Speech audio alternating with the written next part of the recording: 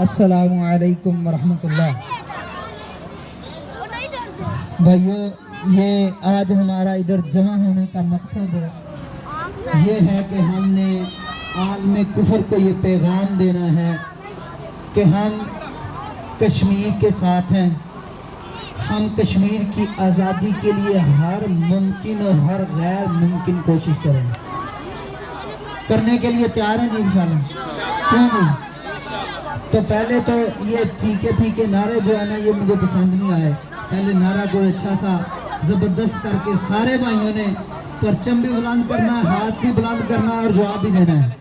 نعرہ تکبیر، نعرہ تکبیر۔ پاکستان کا مطلب کیا؟ کشمیریوں سے رشتہ کیا؟ کشمیریوں سے رشتہ کیا؟ ہم پاکستانی ہیں، پاکستان ہمارا ہے۔ ہم پاکستانی ہیں، ہم پاکستانی ہیں، ہاتھ بلند کر کے اونچی آواز سے، ہم پاکستانی ہیں، ہم کشمیری ہیں، کشمیر ہمارا ہے۔ ہم پاکستانی ہیں، پاکستان ہمارا ہے، کشمیری ہم ہیں اور کشمیر ہمارا ہے۔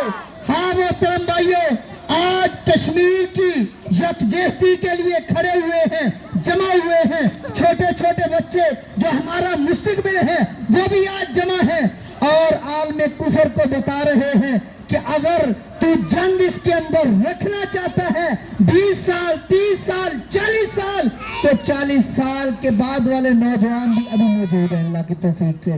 یہ دیکھو ہمارے چھوٹے چھوٹے بچے انشاءاللہ اس بات کا عزم رکھے ہوئے ہیں کہ ہم نے اللہ کی توفیق سے کشمیر کو آزاد کروا کے ان کی مظلومیت کو ختم کروا کے ہمارے ساتھ وہ ویسے ہی جئیں گے جیسے ایک آزاد مسلمان جیتا ہے انشاءاللہ۔ اللہ کے نبی کی سیرت یہ تھی کہ اگر کوئی مسلمان اللہ کے نبی یا مسلمانوں کو بلاتا کس کے لیے؟ اپنی مدد کے لیے، تو اللہ کے نبی مدد کیا کرتے تھے۔ ایک مسلمان کی پکار پہ ایک مسلمان کا مسئلہ ہوتا، ایک مسلمان کی عزت کا مسئلہ ہوتا، ایک مسلمان کی حرمت کا مسئلہ ہوتا، اللہ کے نبی پورے کے پورے مسلمانوں کی جمعیت کو جمع کر کے اس کے مسئلے کے لیے نکل پڑا کرتے ہیں۔ سیرت موجود، اور اللہ کے نبی کی سیرت کا ایک پہلو آپ کے سامنے رکھتا ہوں۔ آج تو کشمیر کے اندر کتنی مسلمان بیٹیوں کی عصمت دری کی گئی، ہمارے کان پہ جوں نہ رینگی۔ اللہ کے نبی کریم صلی اللہ علیہ وسلم کے دور کے اندر بنو کین کا یہودی قبیلہ تھا، مدینے کا حلیف تھا، مدینے کے قریب رہتا تھا، وہاں پہ ایک عورت گئی، اس نے جا کے اللہ کے نبی کریم صلی اللہ علیہ وسلم کے جانثار ساتھیوں کے ساتھ تھی، وہ باہر اور وہ عورت اندر کچھ سامان لینے کے لیے گئی۔ یہودیوں نے سازش کر دی، اللہ کے نبی کی یہ ایک عورت جو اللہ کے نبی کا اسلام قبول کر کے آئی تھی، وہ عورت اس کے ساتھ مذاق کیا، پردہ چاک کر دیا۔ اس نے آواز لگائی، واہ اسلام، اسلام والے کدھر گئے؟ مسلمانوں آؤ میری مدد کے لیے۔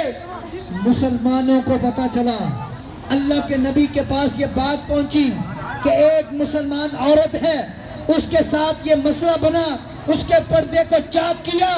یہودی قبیلہ بنو قینقاع کے بازار کے اندر اللہ کے نبی نے اسلحہ خود لیا، صحابہ کو جمع کیا، اپنے جانثاروں کو اکٹھا کیا اور اکٹھا کر کے کہا میرے جانثاروں بنو قینقاع کے بازار کو بند کروا دیا جائے اور ساری کی ساری بستی کو مدینے سے باہر نکال دیا جائے۔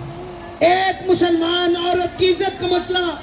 آج کتنی مسلمان عورتیں جن کی عصمت دری کشمیر کے اندر ہو گئی، آج وہ مجبور ہیں کافروں کے بچے جننے پہ۔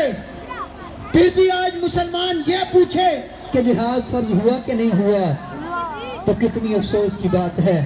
آؤ آج سے عزم کریں کہ جس طرح میرے نبی کا طریقہ یہ تھا، میرے نبی کا پیغام یہ تھا کہ کسی نے اگر مدد کے لیے بلایا، رب کا قرآن بھی یہی کہتا ہے ان تنصروکم فی الدین فعلیکم النصر.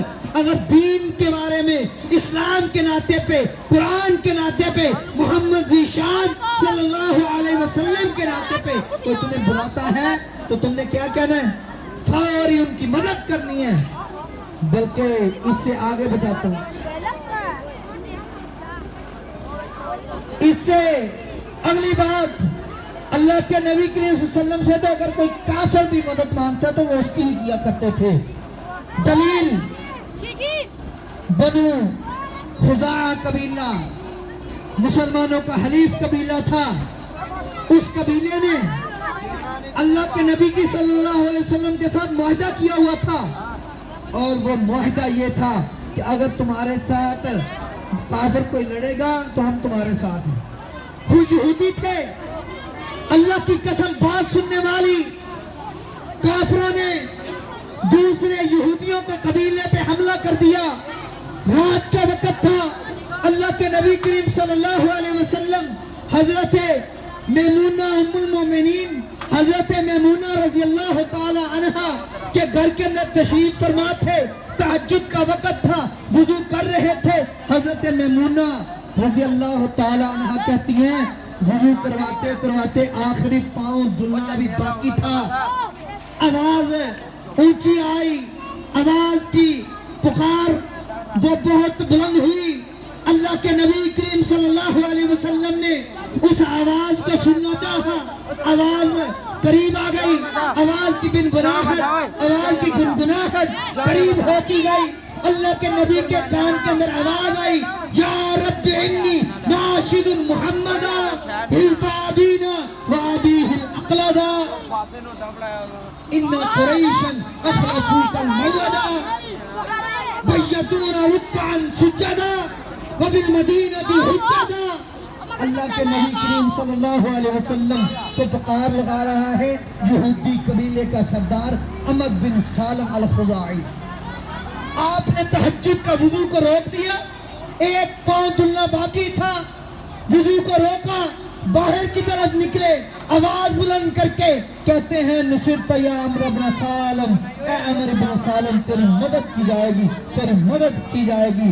اور پھر 10,000 صحابہ کے ساتھ، جانثار صحابہ کے ساتھ، وفادار صحابہ کے ساتھ، تیردار تلواروں کے ساتھ اللہ کے نبی کریم صلی اللہ علیہ وسلم فتح مکہ کے لیے ایک یہودی کافر سردار کی آواز پہ نکلے اور پھر فتح مکہ پھر ہوا. کیا تھا؟ اسلام مستضعف، غریب، مظلوم کی مدد کے لیے نکلتا ہے، وہ کافر ہو یا مسلمان ہو. تو آج ہم نے بھی اپنے نبی کی سیرت کو، سنتوں کو اجاگر کرنا ہے. کریں گے انشاءاللہ جی؟ کیوں نہیں؟ کیوں بھی چھوٹے کریں گے انشاءاللہ.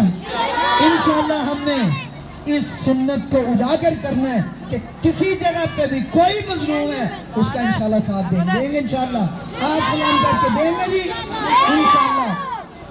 ہم کشمیری ہیں، کشمیر ہم کشمیری ہیں، کشمیر ہمارا ہے. ہم پاکستانی ہیں، پاکستان ہمارا.